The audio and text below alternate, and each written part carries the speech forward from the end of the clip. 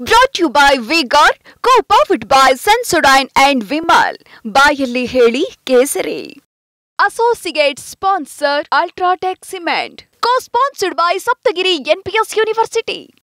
ಇನ್ನು ಪ್ರಜ್ವಲ್ ಪೆನ್ಡ್ರೈವ್ ಪ್ರಕರಣ ಹಾಗೆ ಮಹಿಳಾ ಅಪಹರಣ ಕೇಸ್ನ ತನಿಖೆ ನಡೀತಾ ಇದೆ. ಎಸ್ಐಟಿ ಅಧಿಕಾರಿಗಳು ತೆರೆದಿದ್ದಂತ ಸಹಾಯವಾಣಿಗೆ 30ಕ್ಕೂ ಹೆಚ್ಚು ಸಂತ್ರಸ್ತೆಯರು ಕರೆ ಮಾಡಿದ್ದಾರೆ.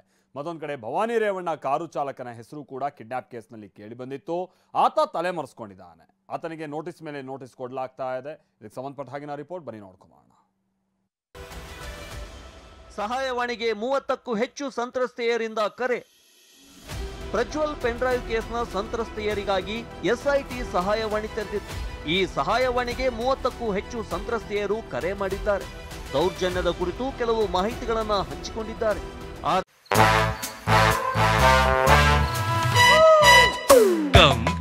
Come, my love, please don't say no, baby. Come, my love. V-Guard ನ air coolers extra large cooling pad ನೊಂದಿಗೆ ಇದು ಎಂತೆಂಥವರನ್ನು ಕೂಲ್ ಆಗಿಸುತ್ತೆ. V-Guard air coolers, long lasting cooling.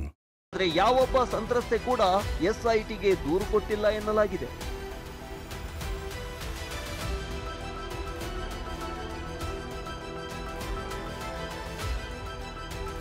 Help line ಸಂಪರ್ಕಿಸಲು ಎಸ್ಐಟಿ ಅಧಿಕಾರಿಗಳು ಮತ್ತೊಮ್ಮೆ ಮನವಿ ಮಾಡಿದ್ದಾರೆ.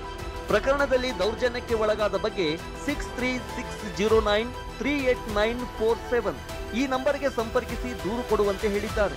ಇನ್ನು ದೂರು ಕೊಡುವ ಮಹಿಳೆಯರ ಗುರುತು ಮತ್ತು ಮಾಹಿತಿ ಗೌಪ್ಯವಾಗಿಡುವ ಭರವಸೆ ಕೊಟ್ಟಿದ್ದಾರೆ. ಸಹಾಯವಾಣಿ ಮಾತ್ರವಲ್ಲದೆ ಸಂತ್ರಸ್ತೆಯರು ಎಸ್ಐಟಿ ಅಧಿಕಾರಿಗಳಿಗೆ ನೇರವಾಗಿಯೂ ಸಂಪರ್ಕಿಸಬಹುದಾಗಿದೆ.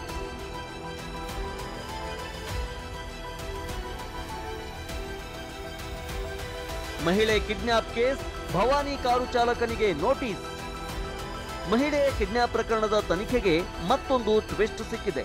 ಭವಾನಿ ರೇವಣ್ಣ ಕಾರು ಚಾಲಕ ಅಜಿತ್ಗೆ ಸಂಕಷ್ಟ ಎದುರಾಗಿದೆ.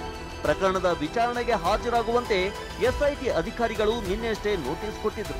ಆದ್ರೀಗ ಕಾರು ಚಾಲಕ ಅಜಿತ್ ನಾಪತ್ತೆಯಾಗಿದ್ದಾನೆ. ಅಜಿತ್ ವಿಚಾರಣೆ ನಡೆಸಿದ್ರೆ ಇಡೀ ಪ್ರಕರಣ ತಿರುವು ಪಡೆದುಕೊಳ್ಳಲಿದೆ.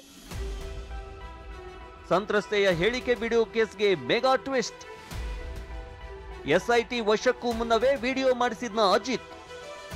ಎಚ್.ಡಿ. ರೇವಣ್ಣ ಜಾಮೀನು ವಿಚಾರಣೆ ನಡೆಯುತ್ತಿರುವ ಸಂದರ್ಭದಲ್ಲೇ ಕಿಡ್ನಾಪ್ ಆಗಿದ್ದ ಮಹಿಳೆಯ ವಿಡಿಯೋವೊಂದು ವೈರಲ್ ಆಗಿತ್ತು. ನನಗೆ ಬೇಜಾರಾಗಿ ಸಂಬಂಧಿಕರ ಮನೆಗೆ ಹೋಗಿದ್ದೆ, ನನ್ನನ್ನ ಯಾರು ಅಪಹರಿಸಿಲ್ಲ ಅಂತ ಹೇಳಿಕೆ ಕೊಟ್ಟಿದ್ರು. ಪ್ರಕರಣದ ಟ್ವಿಸ್ಟ್ಗೂ ಮುನ್ನ ಮಹಿಳೆ ಹೇಳಿದ್ದೇನು ಅನ್ನೋದನ್ನ ತೋರಿಸ್ತೀವಿ ನೋಡಿ. ನಾವು ಈಗ ಯಾವುದಕ್ಕೆ ಏನಿರಲಿ ಯಾರಿಗೆ ಭವನಕ್ನಲ್ಲಿ ರೇವಣ್ಣಲ್ಲಿ ಪ್ರಜ್ವಲಲ್ಲಿ ಅವರಿಂದ ನಮ್ಗೆ ಏನು ತೊಂದರೆ ಇಲ್ಲ. ಯಾರು ಕಿಡ್ನಾಪು ಮಾಡಿಲ್ಲ. ಸಂಬಂಧಿಕರ ಮನೆ ಇದ್ದೆ, ಟಿವಿ ನೋಡ್ತಾ ಇದೆ ಗೊತ್ತಾಯ್ತು.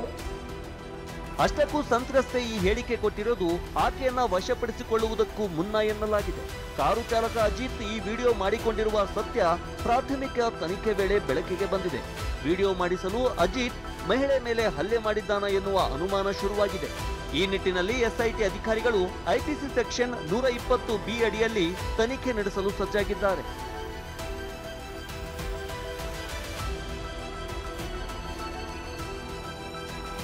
ಸದ್ಯ ತಲೆಮರೆಸಿಕೊಂಡಿರುವ ಅಜಿತ್ಗಾಗಿ ಎಸ್ಐಟಿ ಅಧಿಕಾರಿಗಳು ಬಲೆ ಬೀಸಿದ್ದಾರೆ. ವಿಚಾರಣೆಗೆ ಹಾಜರಾಗುವಂತೆ 3 ಬಾರಿ ನೋಟಿಸ್ ಕೊಟ್ಟಿದ್ದಾರೆ. ಅದೇನೇ ಇರಲಿ, ಅಜಿತ್ ವಿಚಾರಣೆ ಬಳಿಕ ಇನ್ನೆಷ್ಟು ವಿಚಾರಗಳು ಹೊರಬೀಳ್ತವೆ ಅನ್ನೋದನ್ನ ಕಾದು ನೋಡಬೇಕಿದೆ. Bureau report, TV9.